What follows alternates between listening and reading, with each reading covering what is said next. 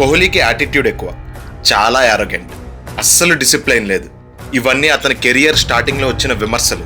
అవును, నిజమే, అతనికి చాలా యాటిట్యూడ్. బట్ ఆ యాటిట్యూడ్తోనే కొన్ని వందల మ్యాచ్లు గెలిపించాడు, కొన్ని వేల రన్లు కొట్టాడు. ఒక డికేడ్ వరల్డ్ నెంబర్ 1 బ్యాటర్గా ఉన్నాడు. అతనికి యారగెన్స్ కూడా ఎక్కువే. అపోజిషన్ ముందు తగ్గకూడదు అనే arrogance.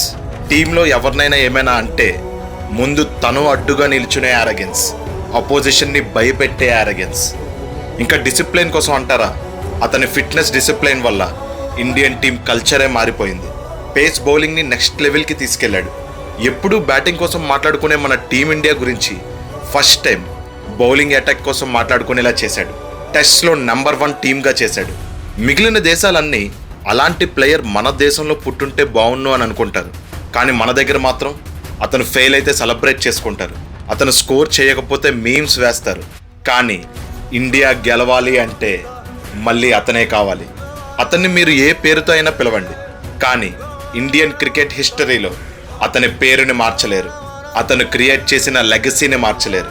Cricket is a gentlemen's game అంటారు, కానీ ఆ గేమ్ని రూల్ చేసే రాజు మాత్రం ఒక్కడే, the undisputed king of world cricket, Virat Kohli. ఈ 18 ఇయర్స్లో మీ ఫేవరెట్ విరాట్ కోహ్లీ నాక్ ఏంటి? కామెంట్ చేసి చెప్పండి.